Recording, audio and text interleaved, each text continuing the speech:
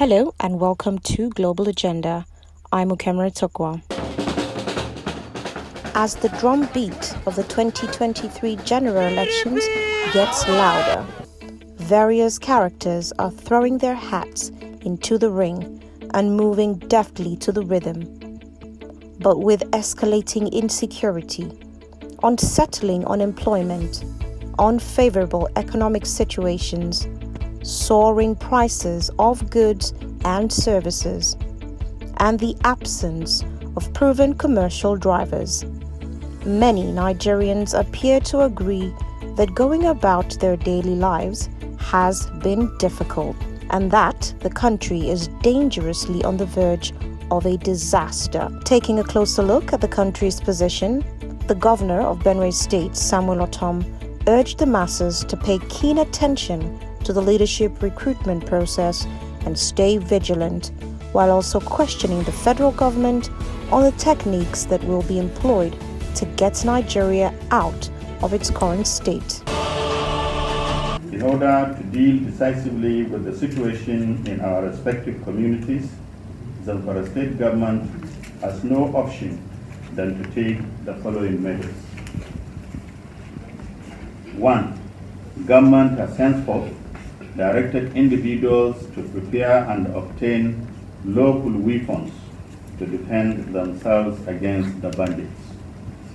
Although there is an existing law that bans issuance of license to obtain such weapons, people wishing to obtain the weapon are advised to fill forms that will be distributed to each of the 19 emirates of the state, and enough number of such forms are so far been provided for distribution to people wishing to obtain local weapons that will be used in defending themselves. Nothing is happening. All that they are concerned is to enrich themselves and continue to perpetuate themselves. They are keeping this money so that they will buy votes. We are waiting for 2023. When that time comes, where some of us are, let's see who will bring money. That money will consume you. I know that it is God that crowns. If you bring money, money doesn't crown anybody. You bring money, that money is going to consume you here because it is stolen wealth. And I challenge them. Now, they select the people that they will prosecute and say they are fighting corruption. Have you not heard the report from the United States of America? Yes. That Buhari is supervising corruption. They are just packing him and his wife. What can they say? You know? So, but you go and carry innocent people. Somebody stole a cow and you allow him to go. So another person came and stole a chicken and you jail him.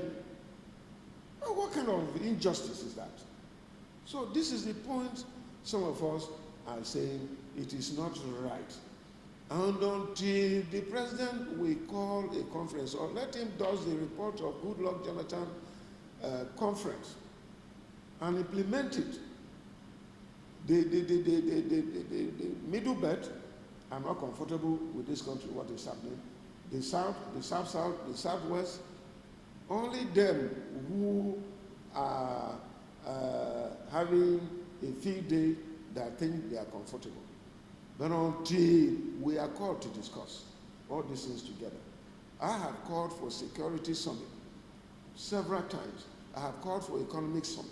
Do you think international intervention would possibly help out in this particular situation right now? Or do you think the International Criminal Court, because there are a bunch of leaders that are not able to meet the demands and they have resigned or stepped down? It is the noble thing to do. Do you think that we are in a state of emergency and we probably will need international intervention at this Which point? international intervention? Let me tell you, is there no international intervention in Ukraine with the evil that is going on there? Where is the international community? What have they done? Look, we must begin to look inward how to solve our problems. If we are waiting for America, if we are waiting for Europe, if we are waiting for Asia to come and solve our problem here, it is a lie. They are not willing to come. They too, they have their own problems. Even if they come, it's how much they can make out of the problems that we have here that is important to them. Yes. For me, we must sit down as a people and look at those issues and identify with them. But so far, we don't have a leader. And that is why, despite the fact that I have called before that the president should resign, because the capacity is no longer there. He doesn't have. And I'm happy that the Northern Elders Forum followed suit. I was the first person to call for the resignation of Mr. President. That we have no leader. He has misled us. He has brought this country from top to bottom. But we are not just at the bottom. Now, it's like he's digging the grave for everybody to go in so that he will close us. We will all die, and that's all.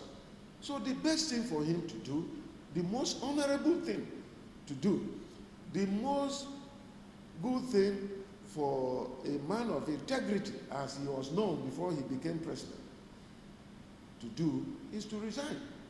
And that is what is happening globally. And I think that Nigeria should rise up and tell Mr. President to resign, because he has no business. He has not added value to anything to the economy. Look at the economy. When he took over from Goodluck, how much was a dollar? 190 naira or thereabout. Today, it is 600 naira. Don't care about what they say official rate and official rate. If they say it's 300, when will you assess it? Can you assess it? Can you go there and assess it and do anything? Look at where we are. Look at the rising cost of everything. Fuel crisis in Nigeria. Look at fuel crisis. How much was fuel sold? Somebody told me yesterday, one of my paramount called me and said, look, diesel is 800 naira per liter. Can you believe that? And how do you want us to... Meanwhile, the federation account is shrinking every day because NNPC will say they are paying for fuel subsidy. And so it's a big challenge. And so I have not seen any value addition. Yes, you talk about, you go around, you see some road construction, one project here or there. But how many trillions have been borrowed? And who is coming to pay that money? So our own children will continue to suffer and to say they are paying that money. And I'm told that more than 80% of our earnings were using it to service our debt. Not the principal, just to service the interest of our debt in this country. Was that what we had in 2015? And look at insecurity all over the country. In those days, we heard about Boko Haram, which we were managing, and we even offered that time. We advised the president, and he offered that, yes, let's come to a dialogue. What is wrong? What do you really want?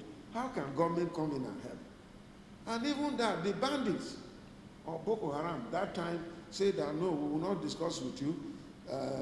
We have appointed Muhammadu Buhari to be the one to mediate. You see why I'm convinced that he is an accomplice to what is happening all over the place. The Act, the Arms Possession Act, they are all defined. They be for self-defense and what have you, especially in our situation now, which is almost a war-like situation.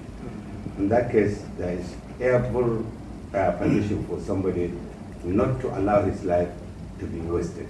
So any gun that you know will protect will be lawfully given and licensed by the constituted authority and as under the Firearms Act. With the current state of insecurity and the daily loss of lives and property in the country, the Benue State and Zamfara State leaders have called on their indigents to take up arms in self-defense or risk death. Will other states follow suit? And what rhythm does the 2023 election drumbeat sound in the pursuit of peace, justice, and strong institutions? Join me next week on Global Agenda as we discuss security, self-defense, and gun laws. I'm Ukeme Etuknwa. Thanks for staying tuned.